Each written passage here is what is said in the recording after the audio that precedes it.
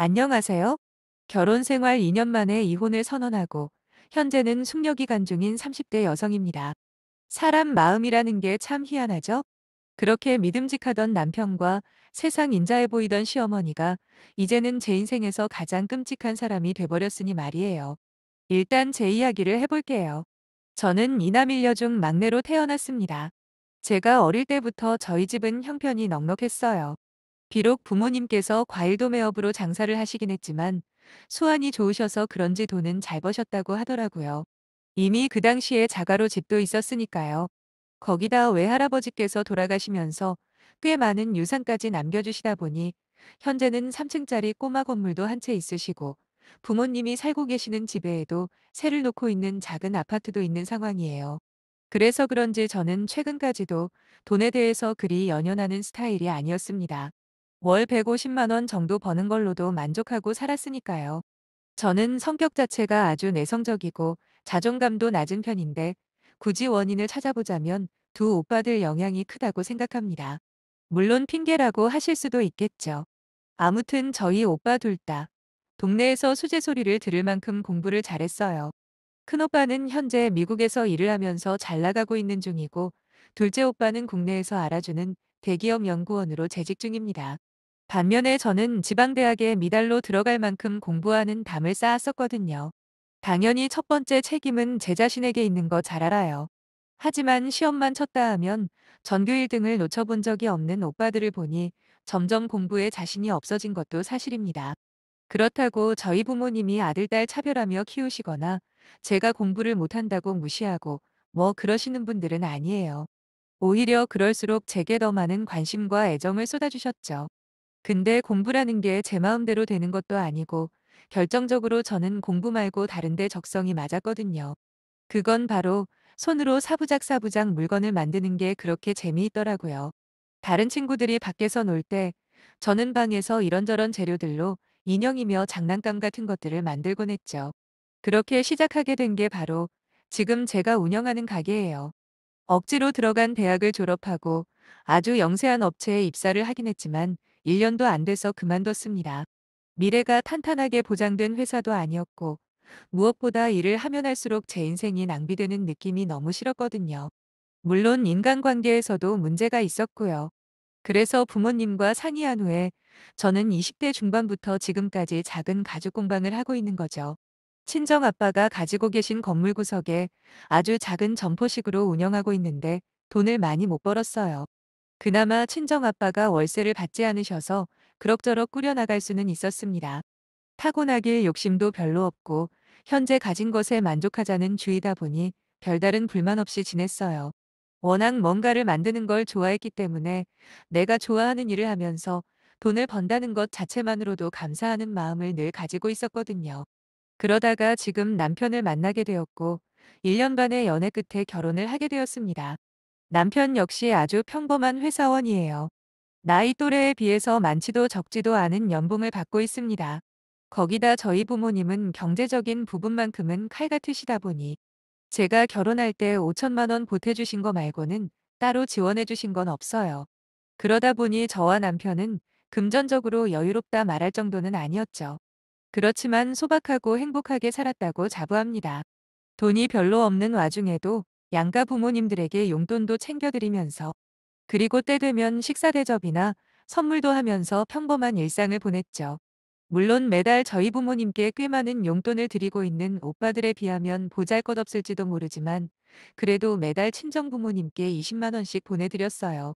친정 부모님은 막내딸이 힘들게 번 돈인데 그걸 어떻게 받냐면서 한사코 거절을 하셨지만 가계 월세라 생각하시라고 꼬박꼬박 드렸습니다. 노후 준비가 확실하게 보장이 되어 있는 저희 친정 부모님과는 다르게 시부모님 사정은 꽤 달라요. 작은 빌라에 전세로 살고 계신 시부모님은 제 남편 위로 시집간 신우가 둘이 있는데 저희끼리 매달 40만 원씩 보내드리고 있거든요. 거기다 나라에서 조금 나오는 돈으로 생활은 어찌저찌 되시는 모양이더라고요. 사실 두 분이서 먹고 사는 데는 이 정도 금액이면 큰 문제 없는데도 늘 입으로는 맨날 돈 없다 소리를 달고 사십니다. 그런데 정작 소일거리라도 찾아볼 생각은 또 안 하시고요. 결혼 전부터 남편 집안 사정에 대해서는 충분히 들어서 알고 있었기 때문에 매달 나가는 생활비에 대해서는 기분이 나쁘다거나 전혀 서운하지 않았습니다. 우리가 좀 부족하게 살더라도 없으면 또 없는 대로 사라지더라고요. 거기다 물질적인 거에 너무 연연하다가 나중에 부모님들이 세상 떠나고 엄청나게 후회할 것 같았거든요. 물론 시부모님이나 신우가 저한테 뭘 잘해줬다거나 진심으로 애정을 보인 적은 없습니다. 특히 신우들은 둘 다 간호사로 일하고 있는데 만나기만 하면 서로 싸워대기 바쁩니다. 자기가 더 잘났다는 거죠. 문제는 그 기준이라는 게 오직 돈뿐이라는 거예요. 월 300을 넘는지 못 넘는지가 자기들 인생에서 뭐가 그렇게 중요하다고 허구한 날 월급 자랑하기 바빠요. 정작 이야기를 들어보면 3교대니 뭐니 애들이랑 놀아줄 시간도 거의 없을 만큼 힘들게 일을 하더구만요. 거기다 뭐 모든 간호사분들이 저희 신우들 같다는 이야기는 아닙니다만 불평불만은 얼마나 또 많은지 환자들 뒷담화는 기본이고 간호조무사분들까지 욕을 하더라고요. 말을 잘 듣네 안 듣네 하면서 진짜 특권 의식 하나는 최고인 신우들입니다. 그러다 저에 대해서도 한마디씩 하기 시작하는데 그때는 또 둘이서 죽이 잘 맞아요. 겨우 그것 벌어서 어떻게 앞날을 대비할 거냐라며 한 명이 잔소리를 하면 다른 하나가 그럽니다. 그래도 올케는 집이 잘 살잖아라고요. 몇 번이고 속에서 울컥울컥 하는데 딱히 틀린 말도 아니라 반박하기도 애매해요. 그나마 남편이랑 시어머니가 그럴 때면 제 편을 들어주시곤 했는데 그때만 해도 저는 시어머니만큼은 올바른 정신을 가지신 분인 줄 알았네요. 나중에 사건이 시작된 계기도 그런 시어머니에게 고마움을 표현하려다 시작된 거고요. 아무튼 그런 것만 제외하면 딱히 생각날 만한 분란 같은 건 없었던 것 같아요. 다른 여느 부부처럼 평범하게 살다가 작년 가을부터 조짐이 이상한 겁니다. 갑자기 제가 만든 공예품들이 입소문을 타기 시작한 거죠. 그러면서 조금씩 손님들이 늘어나는 게 느껴지는데 처음엔 적응이 안 되더라고요. 제가 주로 제작하는 건 남녀 공용 액세서리거든요. 근데 인터넷에 제가 만들 물건을 구입하고 올린 후기들이 늘어가면서 단시간에 유명해졌고 물건들을 만들어 놓기 무섭게 팔려나가는 겁니다. 그렇다고 제 물건들 가격이 저렴한 것도 아니에요. 비록 잘 팔리지는 않았지만 그래도 장인 정신을 가지고 하나하나 정성껏 만듭니다. 그만큼 제품에 대해서 애정도 있고 자신도 있었죠. 드디어 내 노력이 통하는구나 얼마나 기뻤는지 모릅니다. 하지만 그렇다고 직원을 고용하고 물건을 대량을 찍어내기에는 제 자존심이 허락을 하지 않더라고요. 오랜 시간이 걸렸지만 결국 제 작품의 가치를 알아주신 사람들의 기대를 저버리고 싶지 않았거든요. 어쨌든 만들면 만드는 대로 팔려나가다 보니 매출은 쭉쭉 올라갔고 한 달에 150에서 200만 원도 겨우 벌던 매상이 400, 600, 800, 마침내 1000만 원까지 벌게 되었어요. 참 아이러니한 게 만약에 돈만 보고 저품질의 물건들을 마구 만들어냈다면 인기가 오래가지 않았을 겁니다.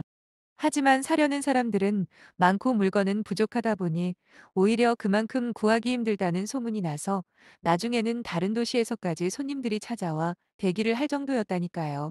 태어나 처음으로 그렇게 돈을 많이 벌게 되니까 주머니 사정이 넉넉해지는 게 기분 좋더라고요. 쉬는 날에 남편이랑 백화점에 가서 좋은 옷도 한 벌 해줬어요. 그리고 항상 빚지는 마음으로 살았던 우리 친정부모님 모시고 나가서 근사한 저녁도 사드린 다음 용돈도 아주 넉넉하게 드렸습니다. 오빠들한테도 상품권 하나씩 쏴줬고요. 내가 열심히 번 돈으로 가족들에게 베푸는 게 그렇게까지 보람되고 행복한 경험인지 전에는 미처 몰랐습니다. 당연히 저희 친정만 챙길 수는 없잖아요. 특히나 시어머니에게는 평소에 나름 고마운 마음을 가지고 있었기 때문에 뭐가 좋을까 고민을 하다가 역시 돈이 제일 좋겠다 싶었죠. 그래서 아버님과 쓰시라고 평소 용돈에 딱 100만 원 추가로 드렸더니 어머님이 깜짝 놀라시면서 갑자기 이게 무슨 돈이냐고 하시더라고요. 그냥 요즘 매상이 잘 나와서 드리는 거라고 더 많이 벌면 또 드리겠다 말씀드렸습니다. 혹시라도 시부모님 자존심 상하실까 거들먹거리지도 않았고 최대한 공손하게 이야기를 했거든요. 근데 문제는 그때부터였어요. 시부모님이 신우들한테 뭐라고 말을 했는지는 모르겠지만 당장 다음 달부터 용돈 그만 줘도 된다고 한 모양이더군요. 이유는 딱 하나, 이제 제가 돈 잘 벌고 여유가 있으니까 앞으로 시부모님 생활비를 저희 부부가 전담하라는 거였죠. 신우들 말로는 자기들은 그동안 애 키우며 힘들게 살고 있다고 말하면서 우리는 이제 돈도 많이 벌고 키우는 아이도 없으니까 부모님 정도는 책임질 수 있지랍니다. 진짜 어처구니가 없고 황당했어요. 제가 무슨 로또에 당첨된 것도 아니고 그렇다고 한 달에 몇 천만 원씩 벌게 된 것도 아니잖아요. 그런데 들어보니까 신우들만 따로 모아놓고는 제가 드린 돈으로 외식에다가 신우들한테 옷도 한 벌씩 해줬다네요. 거기다 친한 동네 아주머니들 불러다가 이제 며느리가 돈을 잘 벌게 되었다면서 밥까지 샀다는 이야기를 듣고는 뭐가 잘못돼도 한참 잘못됐다 싶었죠. 거기다 제가 드린 돈을 일주일 만에 다 써버렸다며 자랑 삼아 말씀하시는데 진짜 뭐라고 해야 할지 답이 안 나오더라고요. 그렇게 매달 용돈 보내드리는 날이 찾아왔고 저는 잠시 고민을 하다가 원래 보내던 대로 40만 원을 어머님 통장으로 입금을 했습니다. 그랬더니 10분 후에 전화가 오더군요. 이제 두 시누이들이 생활비를 안 보내준다고 하는데 적어도 저희가 100만 원은 줘야 하는 거 아니냐고요. 그냥 농담 삼아 하는 말씀인 줄 알았는데 진짜로 저희한테 100% 의지하려는구나 싶어 그때는 저도 안 되겠어서 제대로 이야기를 했어요. 제가 언제 그렇게 하겠다고 했냐고 일방적으로 어머님이랑 신우들이 결정한 걸 따를 생각은 없다고 그랬습니다. 장사가 계속 잘 될지 안 될지도 모르는데 어떻게 생활비를 전부 다 책임지겠냐고요. 설령 그럴 여유가 있다고 해도 그건 아닌 거 아니냐며 결혼 후 처음으로 어머님께 따지듯 말을 했습니다. 어머님은 일단 알겠다고 전화를 끊었고 얼마 후 신우들한테 바리바리 전화가 오는 거예요. 돈 많이 번다고 자랑질할 때는 언제고 왜 생활비 하나 책임 못 지냐 막 뭐라 하는데 저는 돈 자랑한 적 없고 최근에 장사가 잘 되는 건 사실이나 친정 부모님만 챙기기 뭐해서 용돈 좀 챙겨드린 게 그렇게 잘못한 일이냐 오히려 되물었죠.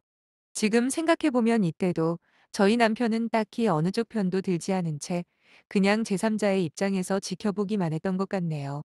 아무튼 한창 동안 신우들과 말씨름을 했어요. 결국 시부모님 생활비는 다시 예전처럼 각자 분담하기로 했습니다. 원래대로 돌아가긴 했지만 저도 그렇고 신우들도 감정이 상할 대로 상해버린 뒤였죠. 내가 진짜 큰 실수를 했구나 싶었습니다.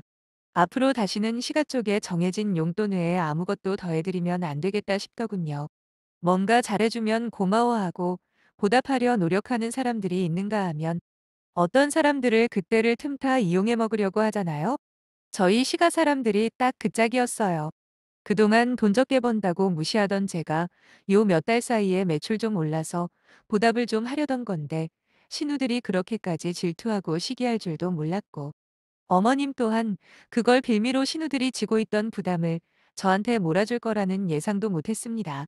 그냥 남편이랑 친정부모님만 챙기고 말 걸 괜히 기분 낸다고 돈 좀 들였다가 호되게 당하는구나 싶었고 다시는 그런 짓 하지 말아야겠다 다짐을 하고 있었는데 그로부터 얼마 후 또 사건이 생겨버렸네요. 어머님께서 TV가 고장이 났다고 그러시는 겁니다. 시부모님을 비롯해서 남편 시누이들과 같이 단톡방을 만들어 놓은 게 있는데 거기에 어머님께서 TV 사진을 올리시더라고요. 그러면서 하시는 말씀이 AS 기사를 불렀더니 뭐 안에 부품을 갈아야 한다고 그럴 바엔 하나 구입하는 게 낫다고 했다는 겁니다. 그때만 해도 저는 속으로 다른 것도 아니고 유일한 취미생활이 TV 시청인 두 분이 얼마나 불편하실까 싶어 신우들네와 각출해서 하나 사드려야겠다 하고 있었어요. 그런데 갑자기 어머님이 그러시더군요. 돈 잘 버는 며느리가 TV 사주면 되겠네라고요. 그러자 이때다 싶었는지 신우들도 저희 보고 알아서 하라는 식으로 떠넘기는데 무슨 70인치는 돼야 TV 볼맛이 난다느니 진짜 속셈이 눈에 뻔히 보였네요. 저번에 그렇게 한 번 당하고도 또 당하면 바보 등신 소리 들어도 싸지 않나요? 저는 그럴 돈이 어디 있냐고 그럴 돈 없다고 했더니 이번엔 저를 아주 속 좁은 인간 취급을 하는 거예요. 거기에 계속 있어봐야 짜증만 날 것 같아 단톡방을 바로 나와버렸습니다. 근데 그동안 가만히 있던 남편이 제게 그러는 겁니다. 아무리 기분이 나빠도 그렇지 말도 없이 그렇게 나가버리면 시부모님이나 신우들 입장이 뭐가 되냐고요.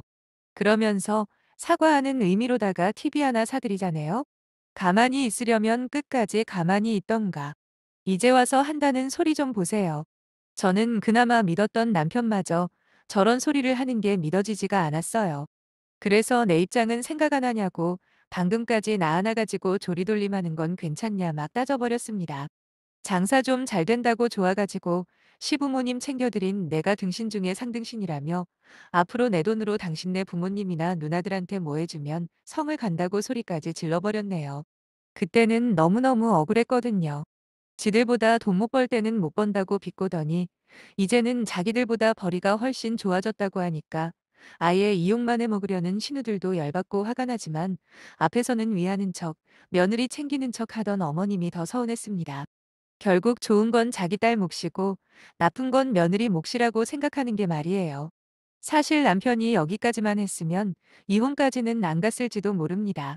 하지만 남편은 저보고 말다 했냐며 제가 자기 부모님과 누나들을 모욕한 게 용서가 안 된답니다. 그리고 무조건 사과를 받아낼 거라는데 제가 미쳤습니까? 그걸 사과하게요. 잘못한 게 하나라도 있어야 사과를 하죠, 안 그래요? 역시 사람은 어려운 상황에 처해봐야 본 모습이 나온다고 제 입장은 안중에도 없는 채 자기 가족들 입장만 대변하느라 길길이 날뛰는 남편을 보며 여기서 이 결혼 생활을 멈춰야겠다 다짐이 서더라고요.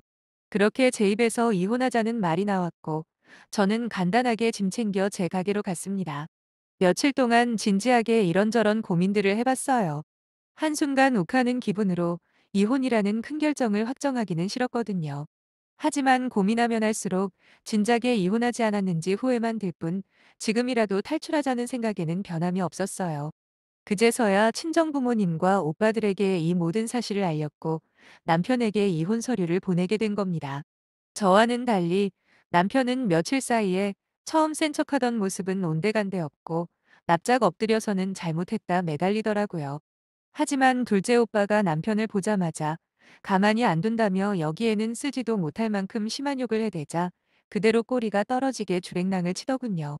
그렇게 시간이 흘러 현재 숙려기간 중인데 어서 빨리 이 모든 과정이 끝났으면 하는 바램뿐입니다. 그 인간과 그 인간 가족들이랑 완전한 남이 되는 날만 기다리고 있어요. 지금 생각해도 제가 뭘 잘못했는지 감도 안 옵니다.